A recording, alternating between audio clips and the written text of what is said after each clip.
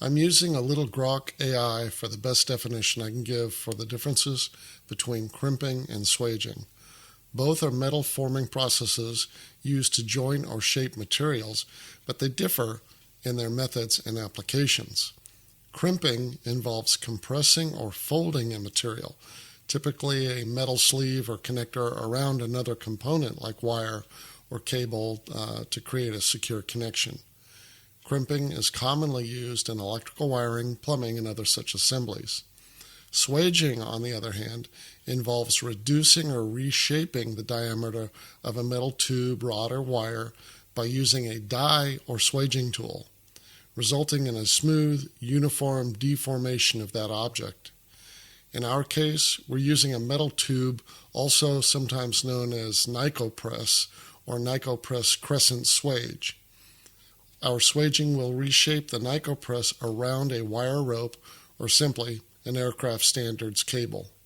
However, we can say that the Nycopress is crimped under high pressure and goes far beyond simple crimping.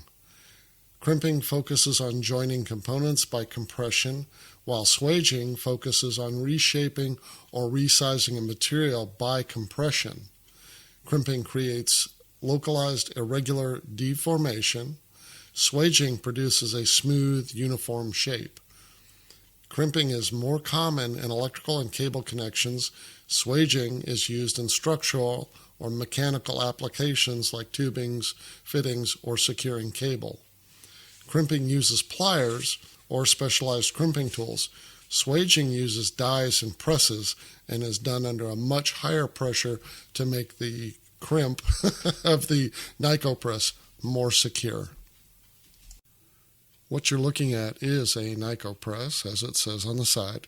We'll be using these, about 7 of them per side for the rear of the aircraft on the horizontal and vertical stabilizer. And it'll carry through it double looped back a 1/16 and 1/16 inch cable that's capable of holding up 480 pounds of pressure before it'll break per cable. So it's quite a few. You'll see that later down the road here. Now here's one of the swaged cables. Now it's not perfect by any means. I got a little bit of the thimble, that's that silver curve thing that's at the top above the Nycopress, that it actually should fit a little better. So I've got that one a little bit off, but it's not bad. And you can see the Nycopress is no longer kind of a flat piece with 2 tubes in it. It's completely round. It's almost like it becomes part of the cable, and actually it does to a degree. The compression that's placed on these Nycopresses actually forces the metal in between the strands of cable, and it becomes part of the cable, so it's extremely strong. Okay, so let's go through this stuff. These are the tools and the pieces that we'll be using, and the top one is a swage compression tool. It's used just like bolt cutters. It's very high pressure at the working end. That's where those 2 little holes are. And those are dies, by the way, that can be changed out for different size cables. In our case, and in most cases, you don't have to buy any dies. It comes with everything it needs. And we'll be using the smallest one anyway, the number 1 die. As far as the cable, you can see that right below to the left. This is stainless steel cable. Galvanized stainless steel or steel galvanized. I've seen it both ways. It's 1/16 of an inch, and it's called 7x7, and I believe it's T304 aircraft cable. Now, you might see aircraft cable listed on a lot of them, a lot of different of the advertisements. That doesn't mean it's for an aircraft. You definitely want to get the right kind, and like I say, this is 7x7, stainless steel, galvanized cable, T304 or better, with at least 480 pounds of strength on it. And then just to the right of that, the things that look like little teardrops, those are called thimbles. And I thought thimbles were only on sewing machines, but no, they're on our airplane too. Just below to the right of that are the Nycopress pieces, and you can see they're pretty small. Below that, both on the left and the right, those are called tangs. the ones with the 2 holes, and then there's the other one with 5 holes, and I'll show you where those go. And then to the right of that, typically with your cable comes a pair of these pliers. Now this is if you have to buy some. I've used cable like this before, so I've got a pair of these pliers, but they normally come with your order, and they're very sharp. They don't last very long, but they make a very clean cut of your cable, which you also need to try and keep as you work. Frayed cables can be used, but you don't want to use the frayed portion past the Nyco press piece. Otherwise, it just does not form correctly and create the strength you need. So with the kit, what you're going to get is the wire rope or cable, the thimbles, the 2-hold tangs, and the Nyco presses. So the swage tool you're going to have to buy yourself. They come in many different sizes. A lot of them are cheap. I just went for the Gusto, went for the big ones, give me a lot more leverage, and I was able to crush the Nyco press pieces without any problem at all. The wire or cable cutters themselves, you only need those if you really don't have a very, very sharp set of wire cutters around, but the cable cutters work better, just highly recommended. They don't cost that much. They're going to be probably a one-time buy and use, but it's worth it. It really is. The tangs that have the 5 holes, that came from a forum friend that found them, and what they allow you to do is once you get these cables together, of course you can't take them apart. They're permanent. The tangs with the 5 holes allow you to move the bolt that holds that tang in place into 4 different positions. And so you can adjust the cable's strength, or not strength, but tension on the cable without having to rebuild a whole new cable. So it's kind of nice. They are not cheap, and I'll list what those are or where to get them. But, you're only going to use 4, so it's no big deal. But it's nice. If that cable gets a little sloppy, you just move the bolt to the next hole in the tang, and boom, everything's tight again. As far as the swage tool, which one you want, whether it be the small handheld one or a large beast like this, I just found through my research that the bigger one was considered better to use, and I locked it in the vise and was able to use one hand to crimp down on the Nyco press, and it worked like a champ. So that's the way I went. But it's your call. Either one works. Okay, something you need to know about Nyco press and how they work. Typically, they're supposed to have 3 compression points as shown in the picture above. The problem is with a 1/16 inch Nyco press and the compression tool I have, the swage tool I have, it's impossible. The swage tool's bite is as wide as the Nyco press is. So I get one shot at it, and that's it. So looking at my swage tool here, that far left slot, that's the number 1 slot for a 1/16 inch Nyco press. When I set the Nyco press in there, it's the full width of the bite piece there, the compression piece. So there's no way I can get more than 1 shot on a 1/16 inch Nyco press. Now, I have seen longer Nyco press pieces, but unfortunately nothing in the 1/16 size, so that does me no good. One of my friends also cut down his bit area or compression area so that he could get more than one compression, but I don't know how many he can get, to be honest. I don't think it's 3. That would be really crazy to be able to thin that tool down that much. Maybe the handhelds do it. I don't know. Now, I went to an air show recently and took a bunch of pictures, and I didn't find one aircraft out there that was using 1/16 cable that did not have just 1 compression on the Nyco press. And if you look in the above picture on the toe brake there, or heel brake there, that's 1 compression. You don't see the marks like you do on the cable above it that is on the rudder control. And you notice there's multiple indentations. So that cable, which is thicker than the 1/16, multiple compression areas were used. So that leads me to believe that as long as it's not in a super critical place, it should be fine. And so I'm going to go with the one compression on it and see how that works out. I'm sure it'll be fine. Okay, so let's get going. If your rudder and elevator are still on the plane, take them off. You're not going to need them. They're going to get in the way. And put them aside somewhere where they can be safe. They're not going to get broken or bent. Okay, so the first thing we're going to start with is putting on the horizontal stabilizers cables on the bottom. And before we go any further, though, you need to make sure that your horizontal stabilizer is exactly 90 degrees from your vertical stabilizer, and make sure that it's not tilting in any way. Follow your book, your assembly manual. It tells how to do this. You can secure it with tape like it says to do, or other means, whatever works for you, but the horizontal stabilizer needs to be perfectly level with the rest of the aircraft before you put these cables on, and then we'll move forward. Find your horizontal stabilizer bolts and put them in place. There's also a bolt that'll go down below on the frame, right where the arrows show.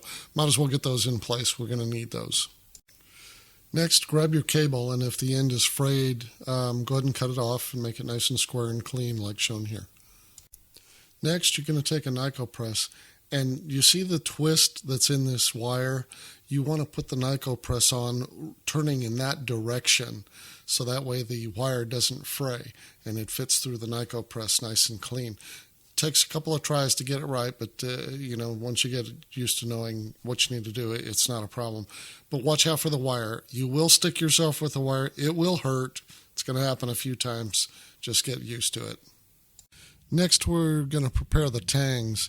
You notice that this tang is not flat like the others. It's bent at about a 45 degree, and that'll vary. It'll be probably about 30 to 45 degrees depending on where you're needing to use the tang. This is the adjustable tangs that I have. If you've got just the regular 2-hole tangs, use it. It'll be fine. And put it in a vise and set it to about 45 degrees or so. And just bang it with a hammer. I do need to add, you notice how this is bent down by where those 4 holes are, or if you're using the 2-hole tang, it would be down by where one of them are. You need to leave enough room for the bolt to set flat against the tang, but then right above that is where you need to bend in. Do not bend them in half, because you're distributing the weight differently and the tension. You want as much on the edge of the bolt as it's pulling, and if you put it in the middle, that's prying both the bolt and the part that's going to hold on to the thimble. So bend it closer to where the bolt's supposed to be, and you'll be fine. Next, you get to play with the thimble by sliding it through that hole that's in the tang. And it's a booger. It's not easy to get through. But if you bend it a little bit, widen those jaws where it closes down at the end, it will flip in there, and you're ready to slide the cable through at this point. Now comes the fun part. You can see here how the rope or cable goes through the Nyco press, then loops around over the thimble, through the hole of the tang, back down the other side of the thimble, and then back through the Nyco press. And you want to kind of hold that tight. You don't want to pull the thimble directly against the Nyco press. There needs to be a slight gap there, but it should look something like what is here to make sure that it's ready to go inside the swage tool. Now, when I slid this in the first time, you can see the cable kind of loosened up a little bit, so I had to pull it out, tighten it up again with my fingers, hold it with my fingers, and then reinsert it back in. You definitely don't want the thimble also inside the swage tool. The only thing that needs to be in there is the Nyco press. So when I put it back in, I slid it over far enough to where the thimble was not sticking into the swage tool. Okay, so this is a pretty good picture. You see how the Nyco press is just sticking out of the swage tool. It's also doing the same thing on the other side. It's just slightly wider than the jaws the compression jaws on the swage tool. And what that does is it's going to compress the center and leave the outer edge on both sides slightly larger, which means that if there was any slippage at all, that cable that is sticking out the other side would have to actually compress to get through the Nyco press. Virtually impossible to do. I mean, yeah, it could happen if, 1,000 pounds is on it, but, at 480, it's going to snap anyway. So what's the difference? But it actually makes sure that that cable cannot slide back out. Also, you'll see just there's a lot less of the cable sticking out of the thimble there. There we go. I got the word. And what happens when you compress this is it tightens all that down very nicely. So it's a pretty good one. This one turned out okay. So here's the final and how it came out. The thimble is slightly further away from the Nyco press than I'd like, but it's more than strong enough. It doesn't pop off. The cable doesn't pop off the thimble, so that's good. And the frayed part there, the very end of the cable, is wider, and there's no way that that's going to get pulled through that Nyco press. So this is a good swage. It does fit. By the way, they do have a tool that comes with the swage tool that allows you to verify if the Nyco press is compressed enough and compressed properly. And this passed without a problem. So I'm very satisfied with this. Okay, so you can see here that I've connected the tang to the back bolt on the horizontal stabilizer, ran the cable down and looped it around the lower bolt, and then back up to the front bolt of the stabilizer, horizontal stabilizer, and drooped the cable down right onto the garage floor. So cut down about 1 to 2 inches on where it's hanging down. Probably 1 inch is enough, but 2 might be better just to be safe. And that's the cable. That's all you're going to need to do that complete fly wire there. Now you can see here in the upper left, I just threw the cable. I just fed it through the bolt hole to hold it in place. And I've got the cable going from the rear swage all the way down to the center of the airplane where it hooks on the lower part of the frame. You have to put the swage on, then put on the tang and put on the thimble and run it through. Make sure both ends go through the swage, because in this case you don't create a whole separate one with an end to it. It's actually looping down and back up. So just watch for that and tighten it up as best you can with the swage that's on the back and then pull it off slowly with the bolts. Get the bolts out, holding it with your fingers where it's nice and tight, and then put that swage that's not compressed down there at the bottom. Go and compress it just like you did with the one at the top. Now on the bottom one, you have the ability to put the tang on top of the mount there or below. I went on top. You could put it below if it's too long. That's your call. It shouldn't matter either way, whether it goes on top or bottom. And now you're going to do the same thing you did with the back part of the horizontal stabilizer. You're going to do it with the front. Same exact process, and get the tang up there and connected. Sorry about the slightly blurred picture here. I'm trying to hold still or take pictures. I'm not the best at it. But these cables now should be just slightly loose, because you're going to need to be able to use those bolts with washers to tighten them up so that there's some stress on them and they'll hold that horizontal stabilizer in place. Now, once you get one of the left or the right, doesn't matter, horizontal stabilizers, the bottom connected up and everything looks good, you need to do the right or the left, the opposite one, and do the bottoms first. Get them out of the way. The top ones, they're even easier because they don't loop back like the bottom ones do. They have their own bolt holes for the front and the rear up on the vertical stabilizer. You'll see them. So it's just basically putting them together exactly the same, except they go to their own separate bolts instead of going to the bottom like the bottom one does, and it loops around. And that's pretty much it. Once you're done, these should be somewhat loose, not real loose, but somewhat loose, and allow you to use those bolts with washers to adjust the tension. So let's say you screw one up, or two of them up. You've got enough cable here, once this is all done, to actually do two more new cables. What you don't have is the NicoPress connectors, or compression rings. You don't have the thumbnails. How about thimbles? You don't have any of the tangs. They're all already on the other one. Now, some of that stuff you can reuse, meaning the tangs. I probably wouldn't reuse the thimble, and definitely you can't reuse the NicoPress. So those you'd have to order, but it is possible with enough cable here to redo them. I just went ahead and ordered some new cable and such with all the other parts from Aircraft Spruce and Specialty Company, and that stuff will end up here in a few days. I'm kind of a perfectionist. I want these really good, so I may do more than just the one that I've got that's not so good. Well, I hope I've helped you. That's what these videos are all about. I had no idea what swaging was when I first got into this, and there's a lot of other terms I'm still learning. And for the next video, what we're going to do is skip ahead, skip quite a few chapters in the book instead of following it exactly. I got lucky and had a friend that's over in Mississippi come by, and he showed me how to put the wings on. So we're going to go through just putting wings on and getting the supports in place. And then the next one after that will be on how to rivet the mounts in and measure everything and get the dihedral, the sweep, and the washout of the wings set up properly so there's no issues there. And my plane is really starting to look like a real plane, so it's kind of nice.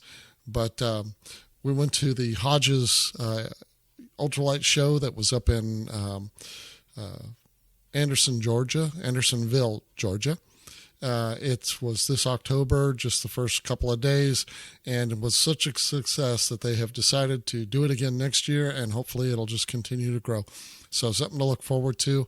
Had a good time, learned a lot, and got to see one of the best Badland pilots aircraft, and learned a lot from his plane, and real great guy. So the team is kind of like Badland is growing. We are getting a squadron together, basically. So please come and join us on our forum at the Badland Part 103 forum, and chat with us and see the great builds that are going on there. We've got 4 good builds going on, lots of information to help you out.